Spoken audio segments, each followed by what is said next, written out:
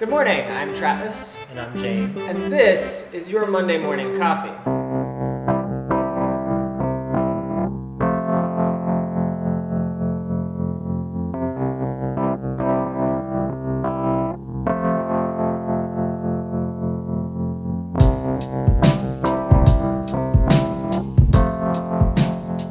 So this week we're going to be talking about entrepreneurship. We're going to be talking about how to start a brand, resources, the attitude you need to have, networking, and things of that nature. We both have a little bit of experience around this. James has significantly much more than I do. I started getting into freelance video a little over a year ago, and before that I was doing some video production stuff and just kind of for my own purposes and some self-promotion around that. But you've been doing this for a while. Yeah, I first delved into entrepreneurship when I was 20. I have a background in IT, so I was doing websites for people, individuals, companies, and things of that nature. Honestly hated it, so I decided when I was 21 to pursue a career in the entertainment industry. I started my own brand. It's called Vane Culture. So there I basically interview artists, both local and mainstream. I do album reviews, I do show reviews, I talk about culture, life, and it's definitely opened a lot of doors for me. I've been published in magazines because of it, and I've met a lot of great people thanks to it. If you haven't seen it yet, definitely check out vaneculture.com. It's very cool. That is a website made from scratch, I believe. Yep. You said IT, and it all looks really good. It looks really amazing, especially considering you just had to involuntarily start over. So I lost essentially 3 years worth of content, but I'm not finished. I'm going to keep going, so it's only more of a motivation. Awesome. It looks really good. I have a website as well. Mine is myname.com. It's travissouthern.com.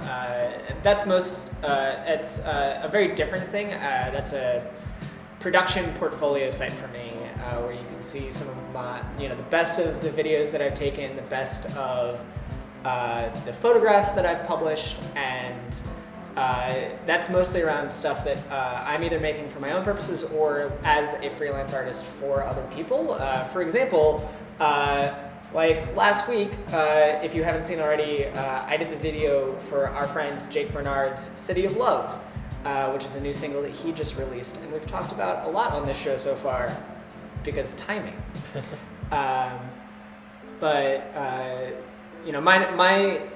stuff has a very different purpose, because for me, I find myself promoting myself most of the time, and your stuff is very much promoting other people. Right, which is kind of, I guess I could say it's a bit of a bittersweet thing, because I'm glad to help people, but it also kind of takes away from time I could be promoting myself, but it's all good. So when you find yourself needing to do self-promotion, to say like, hey, look at Vane Culture, to look at the things you're doing, even just like the stuff we're doing around like, look at this show we're making, what do you what kind of feelings do you have around that, and like, do you ever kind of struggle with that self-promotion? I don't struggle. I kind of go by that saying, you have to spend money to make money, so I don't have a problem like paying for ads on like Facebook or Twitter, because that definitely does help. But I also do kind of reach out to people occasionally, not very often, to ask to like or share something. But I'm very much the type of person who would prefer to do everything myself. I don't like asking for favors, so it's very much easier for me to just try to do everything myself than it is to go around asking for favors. Yeah. Sometimes I feel a little bit like it's not a good thing for me to feel weird about self-promotion. But sometimes it does feel like I'm being just very self-serving.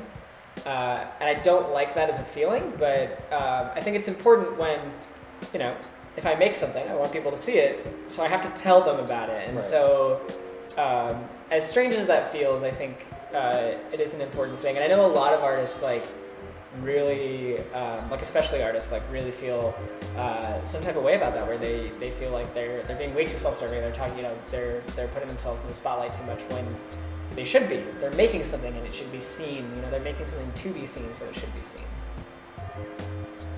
I agree, and I feel like just to kind of jump right into mistakes of being an entrepreneur, I think one thing that you shouldn't do is focus too much on helping other people. It might sound weird, but it's great to help people, but don't do it to the point where you're not making a good amount of time to work on your own brand, because then you'll find yourself, honestly, like I was 3 years down the line, and I would say out of that 3 years, I was focused on myself fully for maybe 1 of those years. So I'm kind of learning how to balance everything out. I think it's also like along that line of kind of best practices. Another important thing is to make sure that you're getting compensated fairly. Like it's one thing to do something, to volunteer and do something. I volunteered, my video stuff for nonprofits like here in the city. And these are nonprofits that I care for a lot, so I want to help them. But at the same time, while that's a really good thing, it's important not to work for free. It's also really important not to work for exposure, because exposure's it's not going to help you. In all reality, that's not what's going to help you, because if you're going to be working for someone else for free, you really might as well be working for yourself for free and doing exactly what you want to be doing rather than making someone else's stuff, is the way that I feel around it. I feel like it kind of depends on the industry. Like you do photography, videography. I feel like that's more of a medium to be more compensated for more things that you do. But I think on my end, being like a journalist, a lot of times if you're not working for an outlet or a publication, a lot of times you're not getting compensated at all. And even when publications do reach out, a lot of them don't want to pay you. So they'll say oh, we can get you into a show for free, but I can already do that, so I'm not really gaining anything. So, yeah. And like you said, with exposure, to me, while it is good to be your work shown to another audience, it's still okay, I could have gained more audience just doing it for myself. So it's kind of just balancing things out and knowing when to take opportunity, when to just pass on it. I saw a really funny thing around that. There was a writer, I can't remember their name, but I will put up a screenshot right now of this. It was a very funny tweet. It was a writer who was approached by the Huffington Post to do a piece around why unpaid internships are really bad for certain industries. The irony in this is they're asking this person to do it for free, the irony was not lost on that writer. The irony was not lost on me and many of the other people who saw this tweet. But I thought it was really funny that way, because something that's as large as the Huffington Post should be able to pay writers, especially for single pieces. Exactly, and if they sought him out, he should get payment for that too. Exactly. So when you've done stuff where you're making you're making your website, what are you building when you're doing that? What is your when you're okay, to make this question a little bit more cohesive, when you're building something like that, what things do you consider when you are putting it together? The main things are functionality and aesthetic value. I feel honestly, it's another saying where they're as long as you like it, just go for it. So I don't really try to cater that much to a lot of other people, but if I feel like it's good, I'm looking at it both as an entrepreneur and as a consumer. So if I feel like it's good on both ends, then I feel like it's good.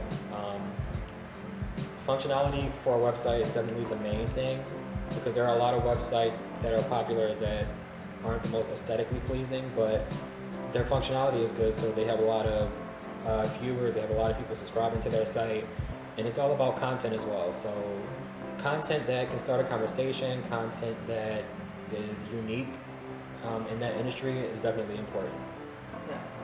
Yeah. And also making sure that, for me, the website that I use is very, very simple, because it doesn't need to be a lot. It's just, what am I working on right now?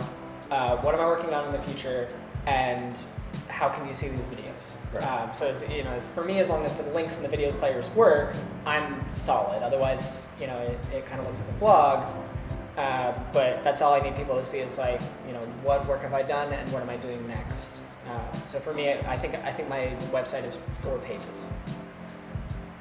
I think mine is, well, since it's more like a blog / like publication, the pages can actually be separated by like category of posts. Mm-hmm. So I technically only have 3 pages. So. Oh, okay.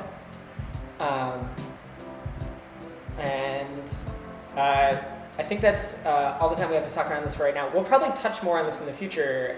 If you have any specific questions for us or for us to research, let us know, leave a comment, and we'll try to touch on them because this is something that we both care a lot about because it's something we're both doing right now.